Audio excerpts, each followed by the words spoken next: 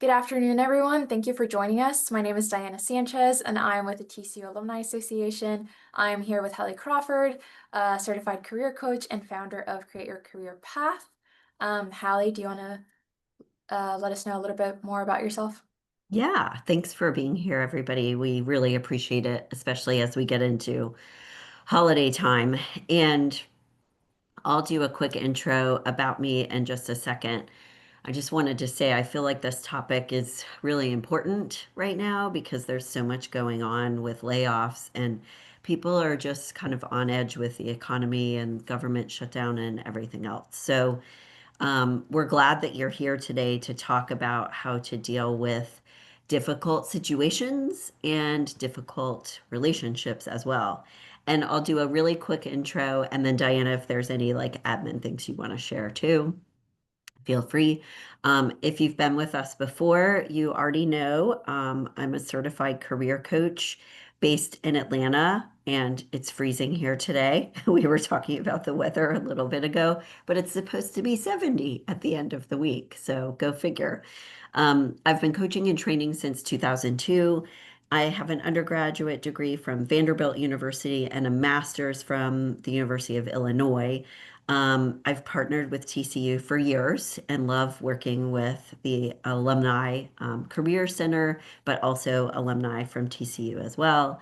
And we've got a great team of certified career coaches who help our clients individually, and resume writers as well. And just as a quick reminder for a couple of things before we start to dive in today, is I wanted to just mention and also remind you, you probably know if you've been with us before, that we do record these sessions. So you'll get a copy of the recording, and we will also share our slides with you too. In a couple of slides, we'll share a link and a QR code for that. So before we dive in, I just wanted to mention what I would recommend is because you're going to get this follow-up information. Pick one action step that makes the most sense for you and your situation. Where are you at with dealing with difficult people or difficult situations? Because you can revisit everything later on. Diana, before we keep going and dive into the content, is there anything else that you would like to share before we go? Are you good to go? No, I think we're good to go. Okay, cool. All right. So keep an eye out in your email for additional information, the recording, the slides, etc. And let's go ahead and dive in with what we wanted to talk about today related to workplace conflict, difficult situations, all of that other stuff that is happening, I think, even more as we get through the end of this year, just because this has been kind of a very stressful year for a lot of people out there with layoffs, the government shutdown, everything else that's been going on. And one of the first things that I wanted to share, and you should be able to see my slides, let us know if you can't, is that when I started presenting on this topic years ago, I was like floored at the statistics related to workplace conflict. And just it reminded me of how important this topic is. Because if you look at this slide on the left-hand side, just how much of the dysfunction or difficulties or like lack of success and achievement, if you will, relates from or relates to or stems from workplace issues versus lack of people knowing what they're doing in their job. So if we take a look at the top left, um, difficulties in organizations tend to come from non-optimal or not great relationships between employees, not necessarily from deficits in people knowing what they're doing or their motivation. Of course, sometimes that's the case, absolutely, but a lot of it comes from communication or lack of strong relationships. If you look at the next statistic underneath that, and we know firsthand how true this is because when clients come to us, I can't tell you how many times people will say, "Oh, yeah, I've had at least one or two toxic bosses," and they're trying to kind of like recover from that, if you will.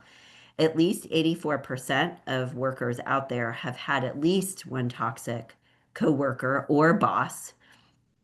And whether it's toxicity, complaining, negativity, these are the top kind of behaviors that people point to and say are difficult at work.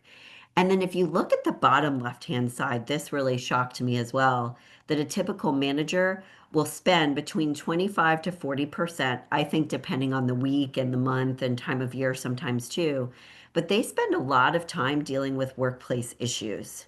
That's 1 or 2 days of every work week. And honestly, I believe this as well because we've had some clients say, you know what? They'll tell our coaches, I actually don't want to be a manager because of all the stuff that comes with it. So that's a big part of why we're here today is to help you deal with this and give you some really simple, easy to implement tools to help you manage around these inevitable things that are going to come up at work. And all of these different things, whether it's layoffs, different work styles, economic concerns, people are just stressed. One of our clients told us the other day they heard this term instead of quiet quitting, job hugging, where people are just trying to hold on to their jobs because they're worried about the stability there. All of these contribute to additional stress in the workplace, unfortunately, and result in greater tension between coworkers, boss, etc. People start to not communicate or they don't communicate as effectively as they normally do when they're under stress and pressure. And people are also stretched more, like they're stretched thin. So again, that affects communication, how we talk with people, how we manage our time, etc.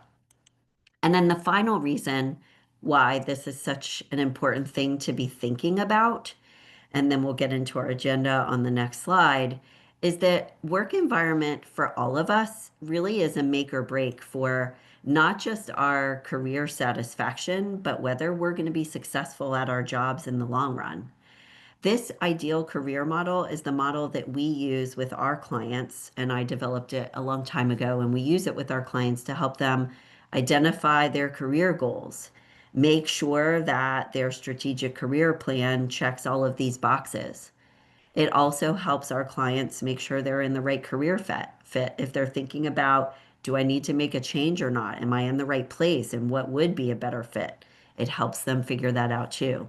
And if you look at work environment here, all of these pieces of the model really interplay with the other ones. And I can't tell you how many times people have come to us and said, gosh, I feel like I should just go be a chef, something completely different than what I've been doing. And when it comes down to it, enough of the time, not every single time, but more than 50% of the time, what people find through working with us in some cases is it's really about the work environment. They don't have to make a dramatic career change. It's more that they might be doing the right thing or close to the right thing. They're just doing it at the wrong place. So, work environment is a really big deal. And when things are not going well, which is what we're focusing on today, it can have a huge impact on how effective we are, but also how happy we are too. So we need to cover all of those bases and make sure that you're thinking about all of these things. So let's take a look at what we're going to be discussing today. And Diana, I'm going to go ahead and put a link to the slides in the chat box. It looks like I might need you to reshare that for everybody. Totally fine, just letting you know. So if you'd like the slides, it will be in the chat box. You can also use this QR code to download them on your phone. And here are our key tools for today. Number one is we're going to talk about some coaching skills along the way that we actually teach our clients to help them be more effective at work.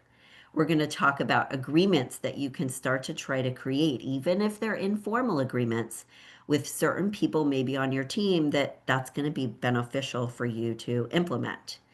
We'll give you 3 foundational tools that are coach-like tools to help you mitigate, manage around, but also deal with conflict when it comes up. And then we will have time for Q&A at the end before we go today. But I love it and would love it if you would locate the chat box for us, please, and the Q&A box, because I am happy to answer questions throughout the course of our time today. I don't want you to feel like you need to hold your question to the end and then you forget what it is. So please go ahead and locate both of those and feel free to put comments in there, put questions in there, but also resources that have been helpful for you. I love it when we can all help each other and when these are a little bit more interactive as well. So go ahead and locate those and start to put anything in there that comes to your mind. So let's talk first before we start to get into our tools for today. One of the things that we find can be most important from the get-go here to deal with conflict and touchy situations at work is to understand what gets in the way for you in dealing with these situations, because the sooner you can identify, okay, I either avoid conflict or it makes me really anxious or I just don't know how to handle it effectively. So I try and I don't do as well. If you can start to identify, and we'll go ahead and launch our first poll here, Diana, if we could, what holds you back from managing conflict or difficult situations or employees or coworkers effectively? That will tell you where you need to spend the majority of your time. So, in terms of action steps and ways to improve, if you will. So, we'll give you a moment to fill out this poll. And one of the things we would recommend as you're starting to think about this is to go ahead and write down what you think your biggest challenges are, because that will tell you what action steps you need to pick up on as we progress here today as well. And in addition to the poll, if there are other challenges that you're starting to realize as you think about this more are really a big deal for you, put them in the chat. We'd love to see those too.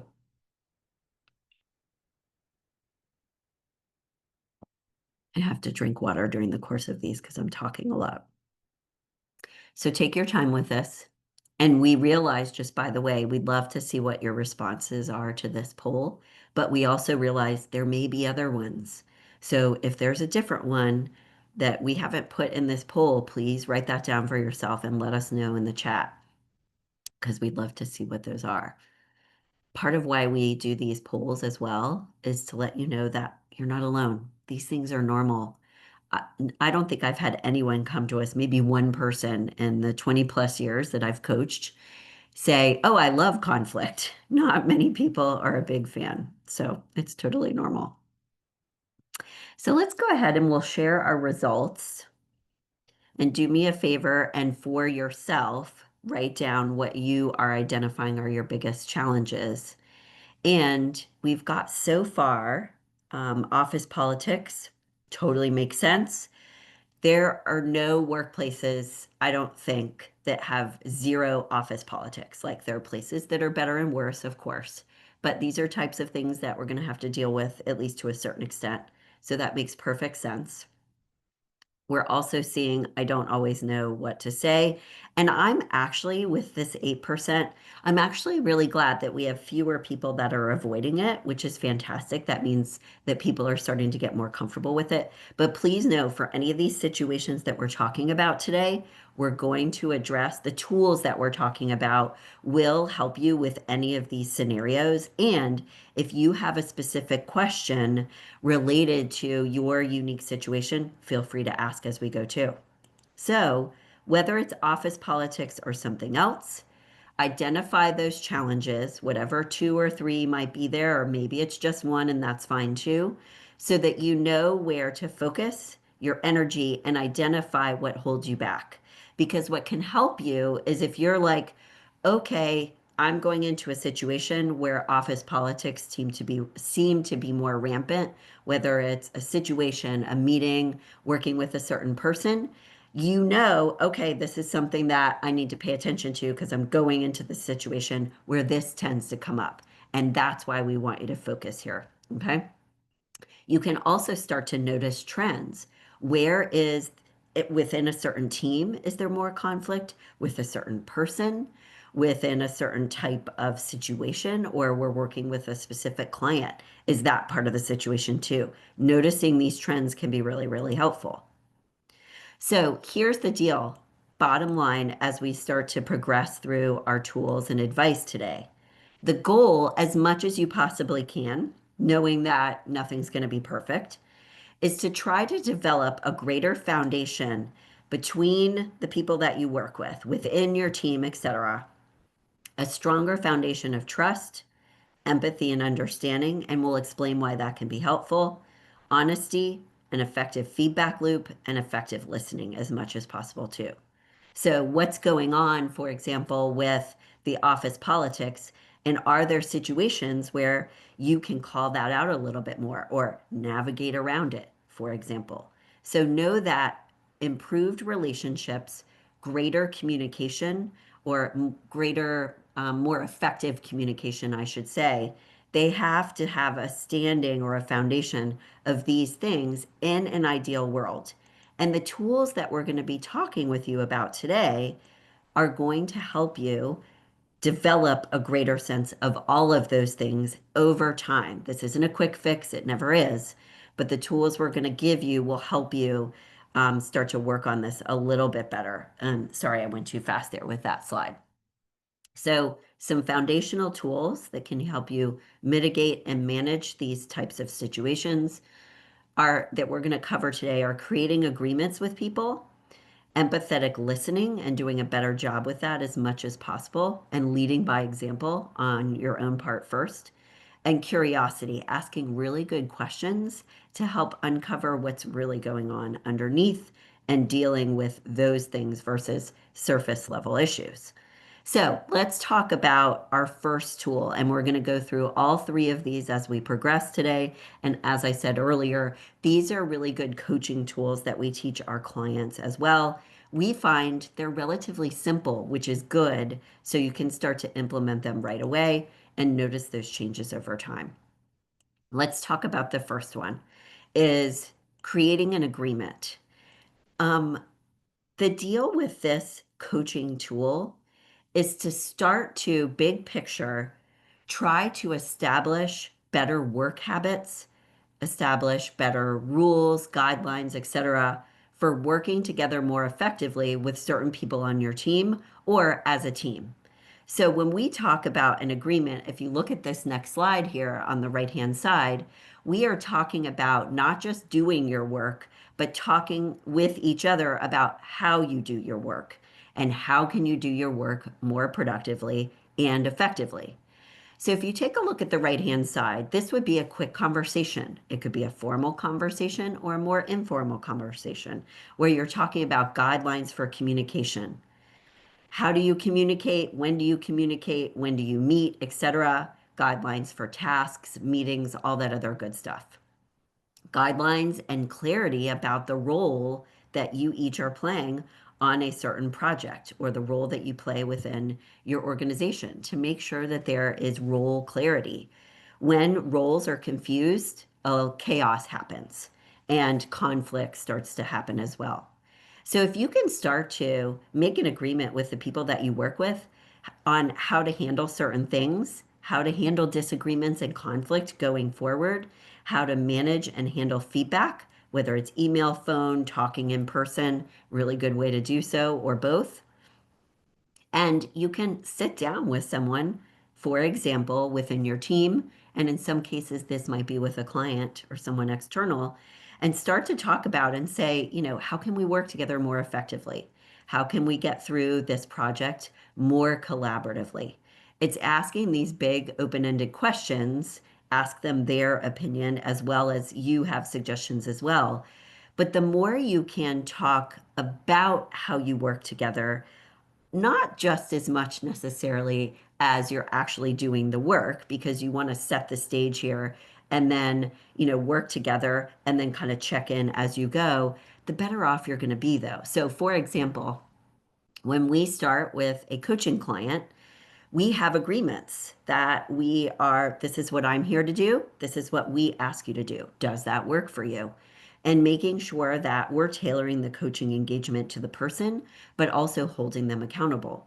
So agreements and additional like kind of rules of engagement, if you will, or guidelines can help prevent and manage conflict going forward and difficult situations. Because, for example, when you first start working with someone, or if you've been working with this person for a while, you can also take a step back and say, hey, can we talk about what's going on here and how we can deal with things more effectively and make an agreement for how you're going to manage feedback and conflict, the better off you're going to be. Because then when you encounter challenges in the future, which inevitably we will, you can point to and say, okay, we agreed to this.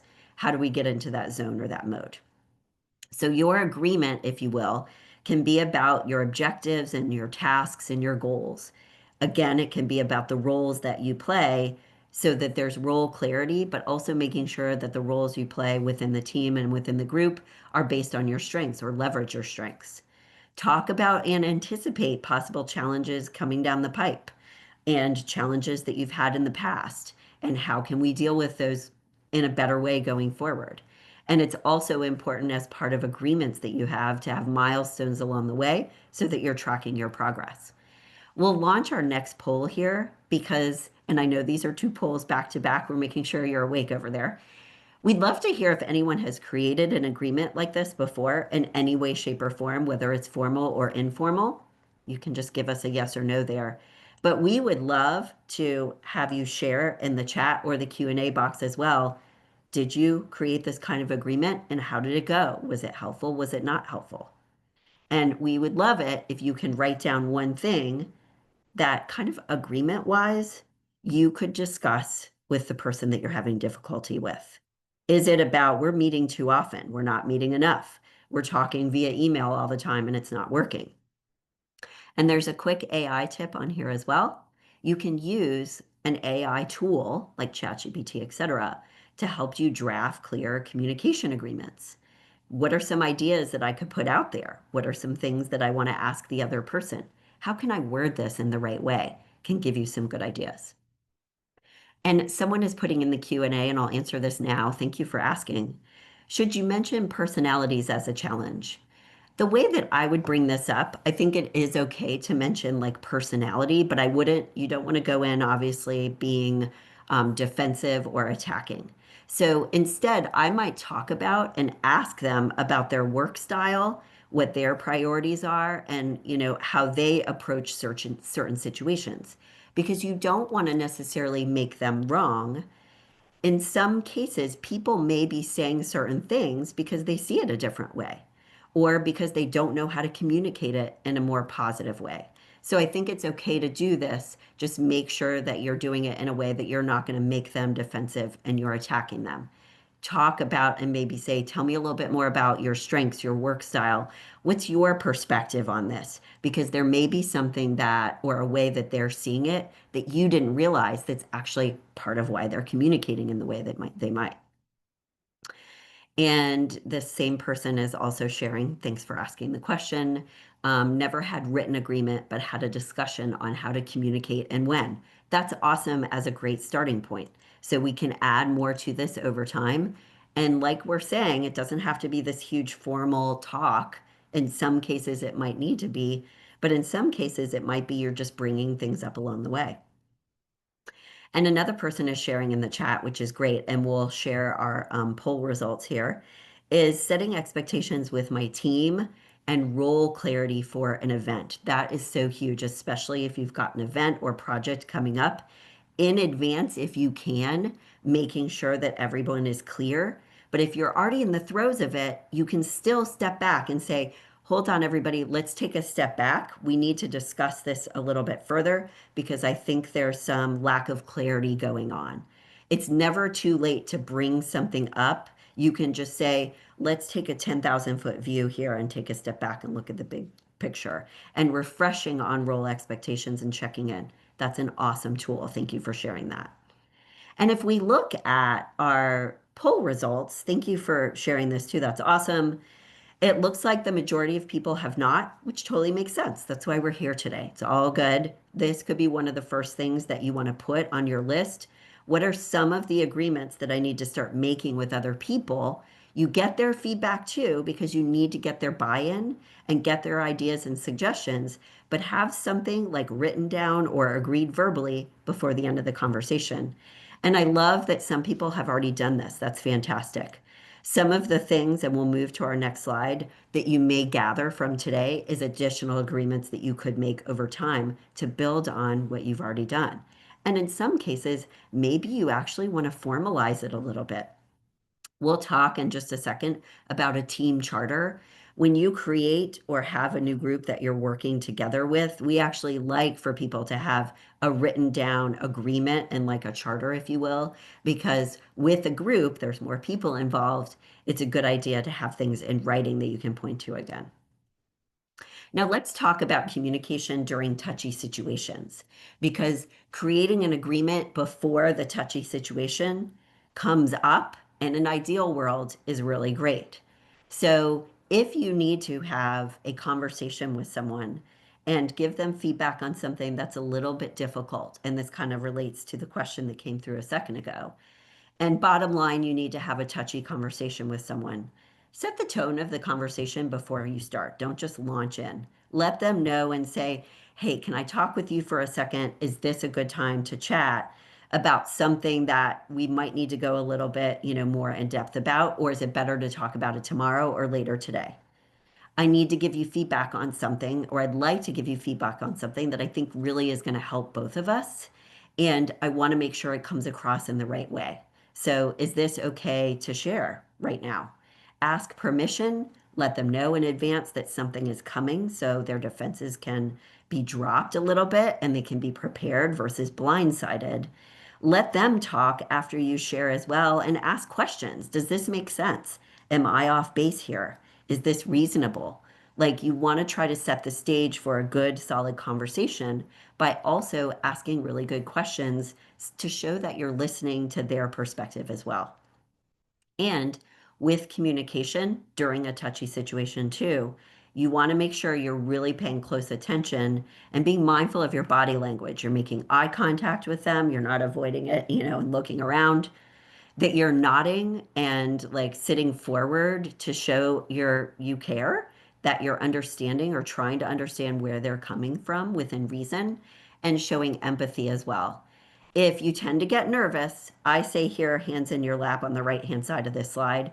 If you tend to get nervous, maybe you hold on to a pen or, something like that that helps you come across as a little bit less fidgety. And if once as the conversation progresses, make sure to show empathy and understanding by asking open-ended questions and allowing them to share as well. And another question that came through, which is fantastic, is there a different way to handle this if the conversation you want to have is with your boss? The only thing I would say, the majority of it will be the same, but you just want to, even more so with your boss at the beginning, is like let them know that you respect their opinion, you respect their position, so to speak. Like, I'm not trying to come into this conversation undermining you, but I do want to talk about some things that have been going on for me that I feel like are hindering my progress within my team, within our organization, whatever it is. So couch your conversation in the right way, depending on the person that you're talking to, in addition to everything else we're referencing here. Now, we talked about team charter just a second ago. If your difficulties are within or with your whole team, like you're within a team that just a lot of stuff is breaking down, there's tension, stress, etc. Some of the things that you can include in your team charter, and just by the way, some of these things are things that you can include with just a one-on-one relationship too. But we wanted to bring this up so that you understand and realize we would suggest that you start with the top left, go to the right, and then work on the items at the bottom. So when you're thinking about creating an agreement with someone, group or otherwise, start with, okay, why are we here? What are we trying to accomplish?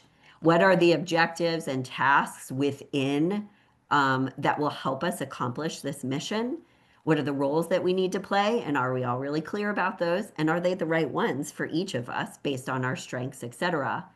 What are the challenges we've encountered in the past and might encounter in the future so that we know how to handle them going forward? So here are our possible challenges. Here's what we're going to agree to do if and when they come up. Milestones so we can track our progress along the way.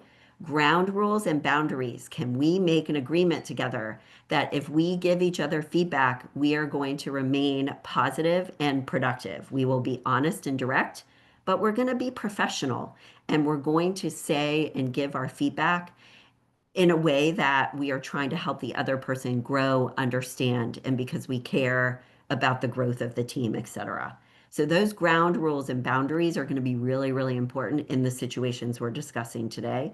And then how often are we going to meet? Where are we going to meet? What's the agenda and communication ground rules and boundaries as well? And here's what we find. And then we had another question come through that I'll answer. Is when you start to create more agreements and talk about how you work together and not just doing the work, that it will improve your relationships over time. This isn't overnight, it's not a magic wand. When you are in a relationship of any kind with anyone, there are already rules that you all have subconsciously kind of agreed to. It's a dance. And when you start to change or adjust the dance steps on the other person, it's going to take them a minute to understand, okay, we're not doing the tango anymore. We're doing the samba or whatever it is. So it takes a second to do that. But the reason why this is helpful for you as a professional is it teaches you to be a better leader. It empowers you to take responsibility for the results of the team and your results as well.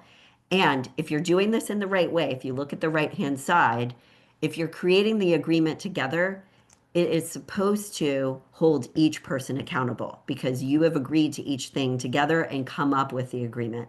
So it's empowering each person to take responsibility for what happens and their own actions. In an ideal world, number two, it establishes clear boundaries for a safe space to be honest, give feedback, express frustration, also, express positive things, etc. in the long run too. And finally, at the bottom right, it creates these ground rules to follow so that there's clarity about this is what we do when this comes up. We already talked about it, and it's not about you being the bad guy and telling other people what to do. It's in the agreement and it's written and you're pointing to it. So another person is asking, what if you address this with your boss and nothing comes of it? What if the other person is now a boss's favorite? So number one, with your boss and nothing comes of it, I would give yourself X amount of times to try to work on this with your boss and maybe approach it in different ways with them by asking different questions and clarifying questions versus just assuming this is the one way to approach this situation with them. If it continues this way for the next 3 months, 6 months, whatever, do you need to go to HR? Do you need to go to their supervisor? It kind of ends up being this type of thing where you may need to turn up the gas and eventually you might say, this person isn't open or able to learn, grow, and change. I'm not sure I can work here anymore. So there's an escalation process, if you will. And the other question is, what if the other person is now a boss's favorite? I would kind of do the same thing that we just talked about is to say, okay, what are the things that I can do to work more effectively with this person? Can I understand like why they're the favorite? Are they doing things that would be helpful for me to adopt? Or is this becoming a toxic work environment where I shouldn't stay here and can't stay here in the long run? Even if, for example, I get some support or help with HR. So those are some starting points. I do want you all to know as we move to our next step here, I'm fully aware that some HR departments are great and some HR departments are not great and not helpful. I would use all of the tools and resources at your disposal where you are to try to make it better if you can, and give yourself a timeline and say, you know what, if this is not reasonably better within like 6 months, then this may not be the place I can be in the long run. And I realize too, with everything going on in the economy, you might be like, I need to stay here. So, what we're talking about is if you can start to use some of these tools, and we'll start to talk about number two and how this can actually help in a lot of different situations, that what we find in a good way is small changes here can actually reap big results and rewards. Sometimes asking someone a question in the right way will give you the information that you actually need to better understand or manage what's going on. So big results can come from even small things that we're doing kind of over time. Thank you for these questions. They are fantastic. Please continue to put those in there and also make comments in the chat. So let's talk about this empathetic listening thing. And what I want to be clear about here is being empathetic with someone is not the same as agreeing with them. So you can understand where someone is coming from. You can have empathy for them, but that doesn't mean that they're right and that what they're doing is okay. So there's a difference. Please make sure that you go into this understanding the difference between the two. And the reason why we talk about empathy, and then we'll start to talk about this slide, is when we give someone empathy and understanding, again, not the same as agreement, it does tend to drop their defenses. It helps improve our relationship with them. Even if you don't agree with them, we had a client, for example, once say, you know what, my boss is driving me nuts. And every time almost her boss was talking to her, it would like grate against her. And we started to say, look, let's think about your boss from a big picture. Like, what's her situation? Does she, like, is she happy in her life? Might she be unhappy in certain areas of her life, and that's influencing what's going on? And when she started to understand what was going on with this woman's personal life and that work was kind of her only like outlet and thing, again, it doesn't make it okay, but it helped her be calmer about a lot of different situations to understand where her boss may be coming from and not assume that everything was all about her necessarily. Really quickly, just piggybacking on this idea of giving feedback, and when it's time to do that, you do want to make sure you're thinking about three other things, or I should say two other things, because we talked about the middle one already. Make sure that you're choosing the right time and situation and way to discuss the touchy situation so that the person is in a place where they can actually hear it. We talked about asking for permission in the middle already, too. And then make sure that you're asking and prepare a lot of really good questions to ask them over time so that you're inviting their feedback, you're allowing them to vent for a few minutes if they need to do so, and share your opinion, but get theirs as well. And AI can help you simulate and practice with different ways of saying things, different workplace situations, etc. So let's talk about tool number two a little bit more, empathetic listening. Two-way communication is critical. I know that not everyone is doing two-way communication with us, but we need to, as much as we can, kind of model it. And a lot of our clients will say, yeah, I know how to listen. I'm good at that. But I want you to practice this skill for us to see how it impacts your relationships at work over time. Level one of listening in coaching world is our internal listening, where we're saying, I'm hungry, this person is crazy, this meeting is boring, or whatever. We need it to take care of ourselves, but we do not want to be in level one listening. You can't be in a conversation with someone, especially if it's touchy or difficult, always thinking about the next thing that you want to say instead of really paying attention to, okay, what's going on here? Level two listening of our three levels of listening is focused, really paying attention to what the other person is saying, but also what are they not saying? What are they not telling me? Are their nonverbals saying one thing, but they're verbally saying something different? So taking a moment to slow yourself down to be in level three listening, where during not just touchy conversations, but more frequently, instead of in the rush of the day, you're paying attention to what's on the left hand side here, the energy in your team, the energy between the two of you. Is it tense? Is it argumentative? What's going on? And trying to pay attention to shifts in attitude and mood and tone. And the way to do this is take more time instead of preparing what you're going to say, telling the other person what you think they should do, or whatever it is. Slow down, be quiet. Sometimes let them talk. Sometimes ask them a question. Don't step over something that they've said that you're like, ooh, that was like a bombshell. We need to deal with that. Like, I don't want to just let things go that could give insight to what's really going on underneath. And ask questions instead of always giving advice or you always talking. Try to get curious, which is our third tool. You can use AI to help you analyze your tone and how can I say this in the right way before and after difficult conversations. When we're talking about AI here, just by the way, it's a helpful tool. You don't want to just talk like AI because you'll sound like a computer. So use it as a tool. Don't have everything be ad nauseum exactly what it says. And remember, you're the one that knows the situation better than anybody else. It's not always going to give you the exact right answer. So, really great exercise to take on in the next couple of weeks. Have someone, whether it's a friend or family member, even to kind of practice this, tell you about a problem that they're having. And the first part of the conversation, you cannot ask any questions and you can't give any advice. You're only allowed to reflect back what they say. And then the next step of this will be you can start to practice asking questions, but that's it, no advice. And this may sound really easy, but it's actually really, really hard.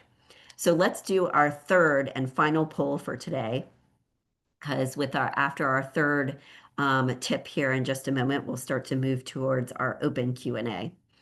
And we're curious here with our poll, based on this description, level 3 or 3 levels of listening, do you feel like you have effective listening skills? If you do, great, fantastic.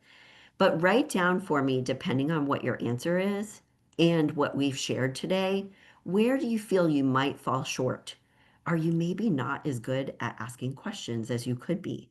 In the rush of the day, are you just like talking at people all the time and maybe not paying attention to what they're actually saying or not saying? So we'll give you a moment to complete this poll. And I'm going to, as you're thinking about this, I want you to go ahead and write down one thing that you will take on or one thing that you think you could do a little bit better. You can put it as a post-it note on your desk, a calendar or phone reminder to help you start to work on this. And then once you've answered our poll, I just wanted to share this next model here. This is the 4 needs of followers. And basically, this is from the Gallup organization that owns the StrengthsFinder assessment. These can give you clues if there is a lack of any of these needs, if you are not getting any of these needs met, or one is missing, for example, or that's happening for someone within your team, that's a big part of what can cause workplace conflict and difficult situations. So if someone doesn't have any hope, if they're freaked out about their job, that's part of why they're stressed. And this will help you understand what people's hot buttons might be. Are there things that you might be able to do to help them with this a little bit? It's not your job to do so, but you can have a greater level of understanding. And it can also help you understand your own hot buttons too. Is one of these things like shaky for you right now, or for your team, which is part of what's going on? And if you are a leader within your organization, are there things that you can do to start to mitigate this and help people feel a greater sense of any of these things? So, Diana, let's show our results with our listening skills. And so that you know, remember how we talked about at the beginning, that foundation of trust, empathy, understanding?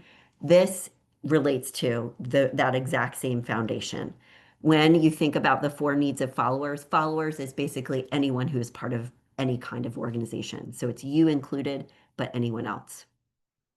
And good news is, with our poll results at least, a lot of people out there feel like they have good listening skills, which is fantastic. Even if you do, I want you to practice with the only reflecting back what people say at least once for me in the next couple of weeks. You can practice it over Thanksgiving dinner and also practice with the other part of this where you're only asking questions. When we do these sessions live workshops, I watch people do this exercise and, with these rules. And it is so funny because they'll start to be like this and this. And then you'll see them be like, oh crap, I started to give advice and they didn't mean to. And for those of you who are saying no, one of these action items could be really helpful for you as a possible next step. What you want to look at here, and I just wanted to share that we always do a free consult if anyone feels like they need deeper help with this and accountability with their action steps. Remember, it takes 90 days to develop a new habit. So what we're looking here with your action steps is not this overnight fix, but that you take on, for example, 2 action steps in the next week. and that you're planning out your 90 days to get into better habits here and develop these muscles of listening skills, asking the right questions, etc. Okay. We always do a free consult if you'd like to learn more about our services and if it's the right thing for you at this time. Please know we do offer sliding scale rates for our TCU alum. So anyone who has attended this webinar today, mention that to me when we have our conversation. The link in the chat box is there up above for the consult. So you can find it in the chat box or you can use the QR code.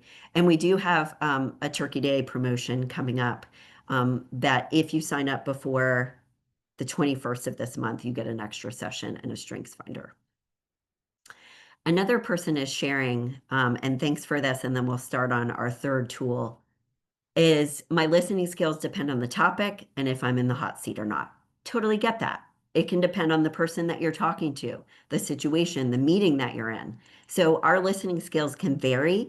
And what we want to do to be a more effective professional over time is to get as good as we possibly can be, knowing that things are not going to be perfect, that we can use those effective listening skills in any situation, no matter what is going on.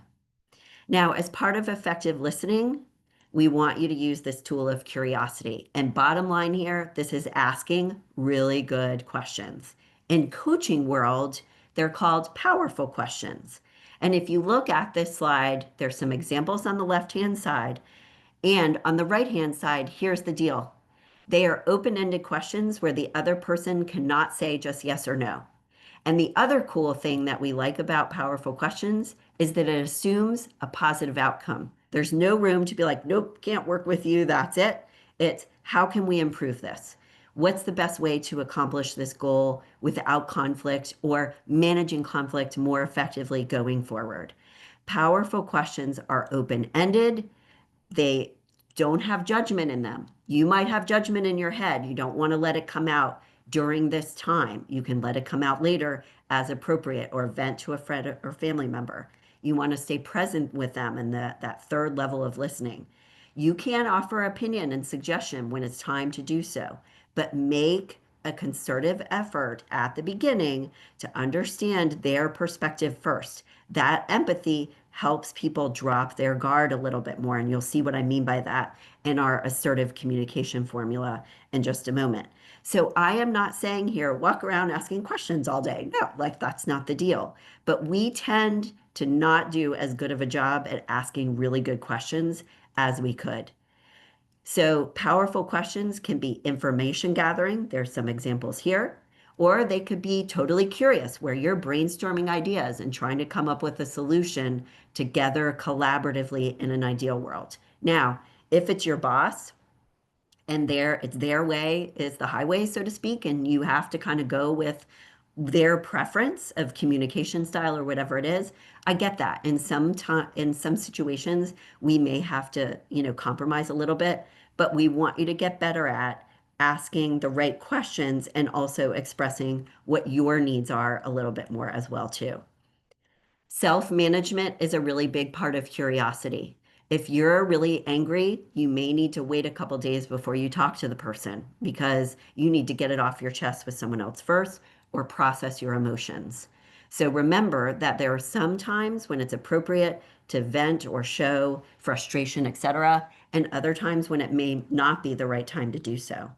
And the effective assertive communication formula that we share with and have our clients use is you show understanding first. Remember, understanding doesn't mean agreement. I get where you're coming from.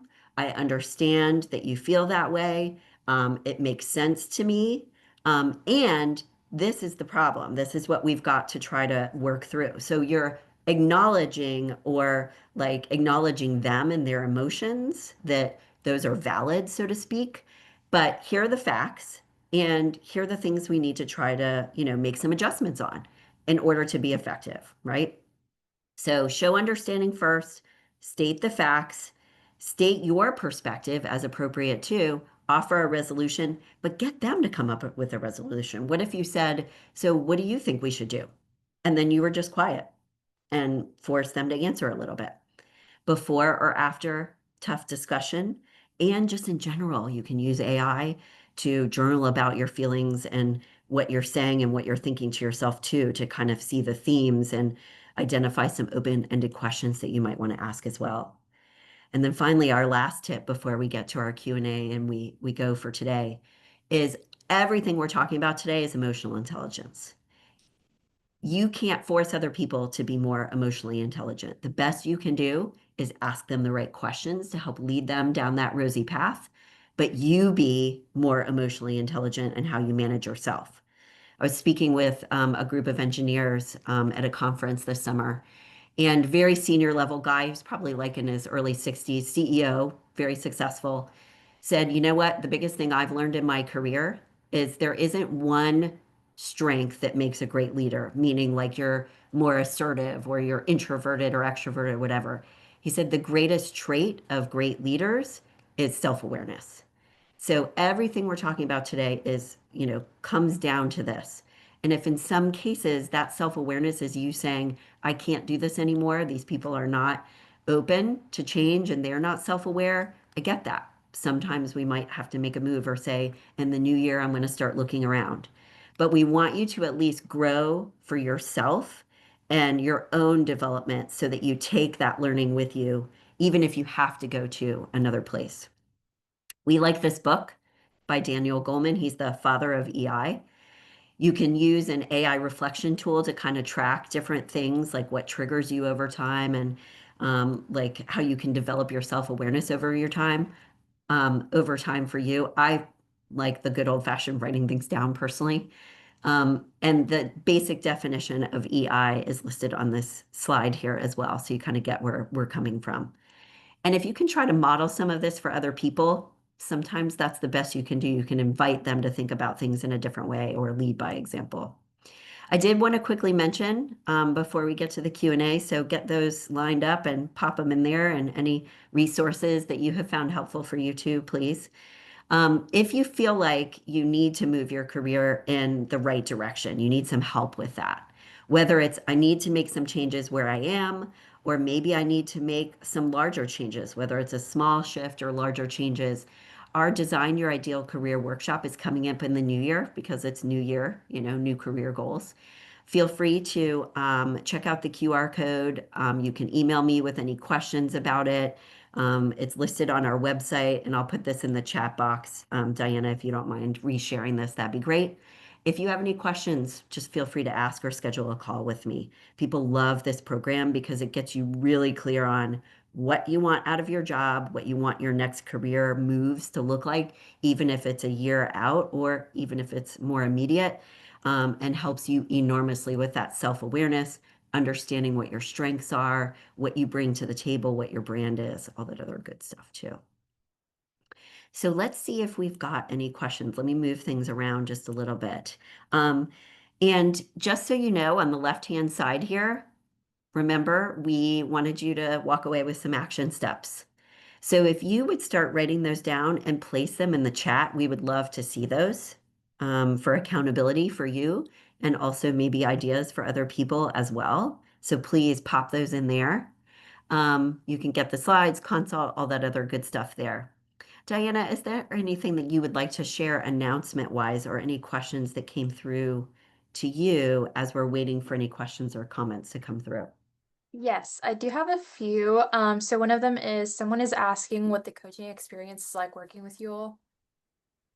We do individual coaching where our coaches will talk with you once a week, twice a month, once a month, whatever works for you based on your goal, and we'll help give you advice on which package would be best.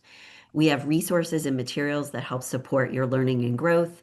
The calls are individual, they're one-on-one, scheduled at a time that works for you. There's always homework in between, as well as we're asking you these really good, powerful questions as well.